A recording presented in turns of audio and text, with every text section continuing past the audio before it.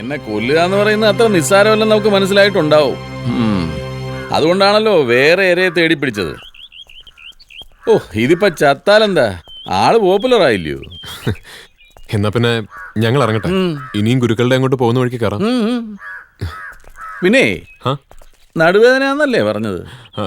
അതെ, ബൈക്കിൽ നിന്ന് വീഴട്ടെ. വറീത് ഗുരുക്കൾ മിടുക്കനാ. ഗുരുക്കളുടെ കളരി മരുന്ന് കഴിച്ചാൽ മാറാത്ത വേദനയില്ല. അതെ, അതറിയാം. എന്നാ ശരി, സമയം പോലെ ഇറങ്ങണം. തീർച്ചയായിട്ടും.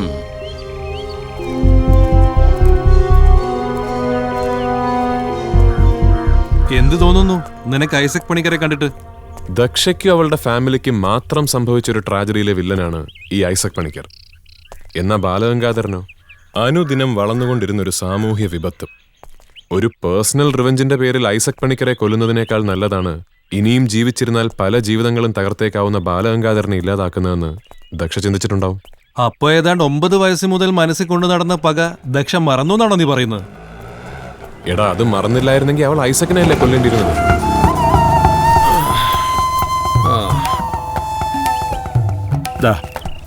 മോളെ സൂക്ഷിച്ച്, വഴുക്കലുണ്ട്.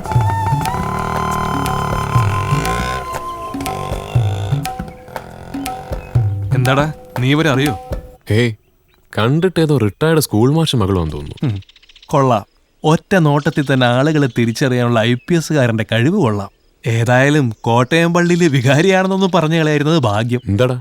എടാ IPS കൊഞ്ഞാണ്ടാ, ആ പോകുന്നതാണ് ദേവസി, കുന്നന്താനം ദേവസി, കോട്ടയം ടൗണിലെ ഏറ്റവും മുന്തിയ പിമ്പ്. ഐസക്കിനുള്ള അത്താഴം കൊണ്ടുവരുന്ന വഴിയാ. എന്നിട്ട് ഇയാളെ കുറിച്ച് പോലീസിനൊരു വിവരമില്ലല്ലോ. പോലീസ് റെക്കോർഡ്സിലൊന്നും ദേവസിയെ കുറിച്ച് ഒരൊറ്റ കേസില്ല. കേറി അങ്ങ് പൊക്കിയാലോ? കൊള്ളാം, നല്ല കാര്യായി. നീങ്ങി വന്നേ. ഐസക് ദേവസിയുടെ കൊച്ചാപ്പന്റെ മോനാണെന്നും കൂടെയുള്ള പെണ്ണ് മരുമോളാണെന്നും വന്നേക്കുന്നത് ഒരു ധ്യാനം കൂടാനാണെന്നും തെളിയിക്കുന്ന സകല രേഖകളും കാണും ദേവസിയുടെ അടുത്ത്. പൊക്കിയാ നീ തന്നെ ആയിരിക്കും കൊടുക്കുന്ന ആറുന്നത്. എടാ, വന്ന് വണ്ടി എടുക്കടാ.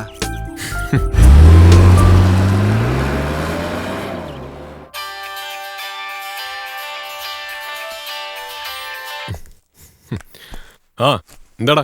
ശ്രീ, നീ ഇപ്പൊ തന്നെ KK റോഡിലുള്ള സിൽക്കാസൽ ഹോട്ടലിലോട്ടൊന്ന് വരണം. എന്താടാ കാര്യം?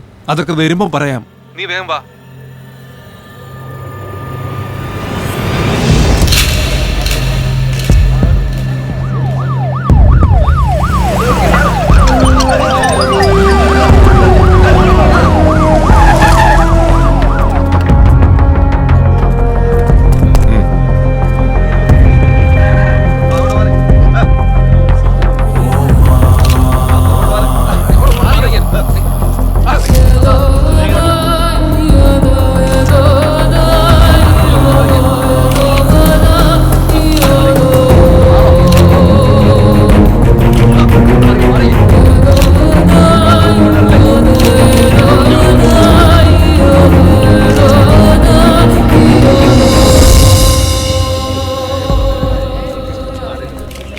സംഭവം നടന്നിട്ട് ഏതാണ്ട് 1 മണിക്കൂർ താഴെയായിട്ടുള്ളൂ സാർ. ബോഡി ഐഡന്റിഫൈ ചെയ്യാൻ കഴിഞ്ഞു? ഈ ഒരു ബോഡി ഐഡന്റിഫൈ കഴിഞ്ഞിട്ടുള്ളൂ. ആരാ? സാം ജോർജ് പള്ളർ. ഈ ഹോട്ടലിലെ പാർട്ട്നേഴ്സിൽ ഒരാളാ. ഏറ്റവും മുകളിലത്തെ നിലയിൽ നിന്ന് വീണതാ. അവിടെ സ്വിമ്മിംഗ് പൂളാ.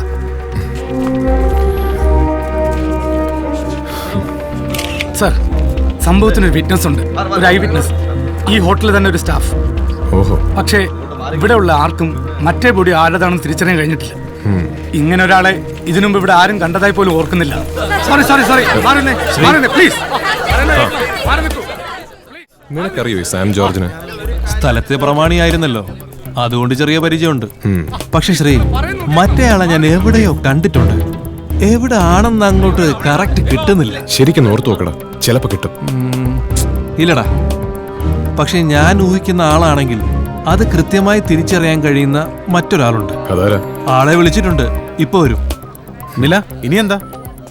അഖിലിനെ ശ്രീക്കറിയോ? പിന്നെ. ഹലോ സാർ, അഖിലിന്റെ സിസ്റ്റർ ഈ ഹോട്ടലിൽ റിസപ്ഷനിസ്റ്റ് ആണ്. കാലത്ത് അഖില് പുള്ളിക്കാരിയെ ഡ്രോപ്പ് ചെയ്യാൻ വന്നപ്പോഴാ ഇവിടെ ഇതൊക്കെ നടന്നത്. ഓ, അഖില് രാവിലെ ഇവിടെ എത്തിയപ്പോ സംഭവം നടന്നിട്ട് ഉദ്ദേശം എത്ര നേരമായി കാണും? ഏതാണ്ട് ഒരു 10 മിനിറ്റായി കാണും. വിവരം പറഞ്ഞ് ചുറ്റോട്ടത്തുള്ളവരൊക്കെ ഓടി കൂടുന്നുള്ളായിരുന്നു. പടമെല്ലാം എടുത്തു അഖിൽ? ഓൾമോസ്റ്റ്. പിന്നെ നമുക്ക് ആ സ്വിമ്മിംഗ് പൂളിന്റെ 2 സ്റ്റിൽസ് കൂടെ വേണം. എന്താടാ, എടുത്തോട്ടെ? നടക്കട്ടെ.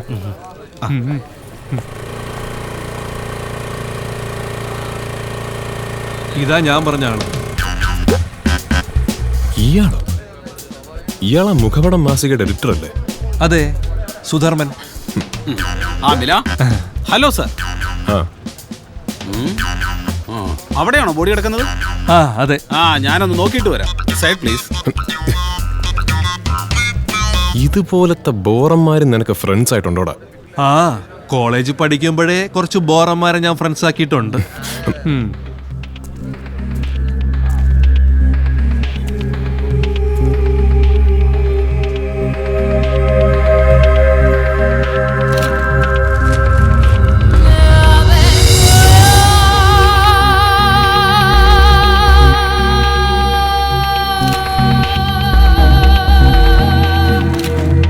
മില, സക്സസ്.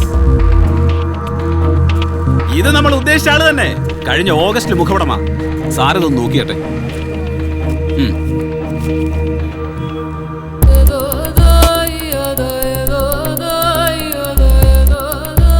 നടി ശീതളന്റെ അച്ഛനാണോ ഈ മോനച്ഛൻ?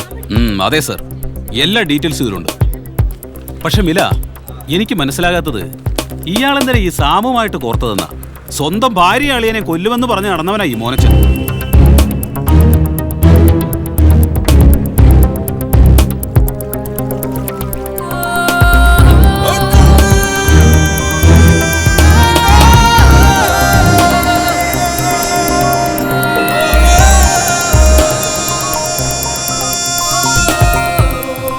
സർ, ഇതാണ് ഞാൻ പറഞ്ഞ ഐ വിറ്റ്നസ്. എന്താ തന്റെ പേര്? ജോമോൻ. താൻ എന്താ കണ്ടത്? റെസ്റ്റോറൻറ്റിൽ രാവിലെ തിരക്കെന്ന് പറഞ്ഞപ്പോൾ ഒരു സിഗരറ്റ് വലിക്കാൻ വേണ്ടി വന്നതാ ഞാനിവിടെ. താൻ ആരാ? തനിക്ക് എന്താ വേണ്ടത്? താൻ ആരാന്ന് തന്നോടാ ചോദിച്ചേ. എന്താ തനിക്ക് വേണ്ടേ? എനിക്ക് വേണ്ടത് നിന്റെ ജീവനാ. അത് ഞാൻ എടുത്തോളാം.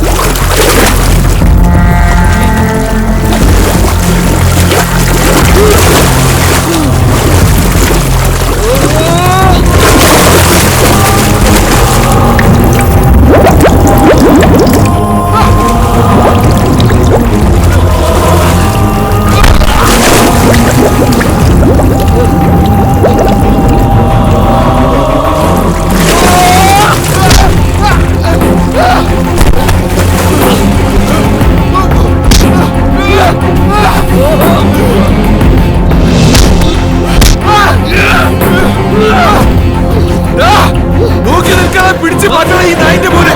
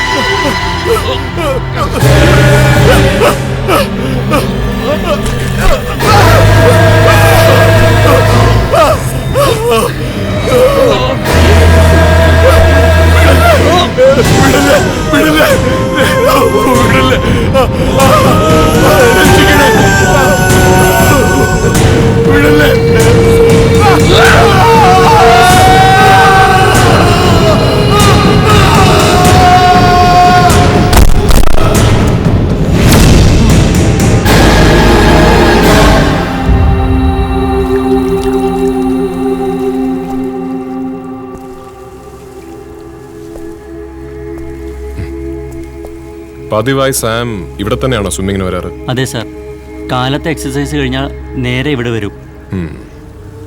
മറ്റേയാളെ ജോമോൻ ഇതിനു മുമ്പ് കണ്ടിട്ടുണ്ടോ? ഇല്ല സാർ. കബീർ, സർ ഇയാളുടെ മൊഴി എടുത്തിട്ട് വിട്ടേക്ക്. സർ വരൂ.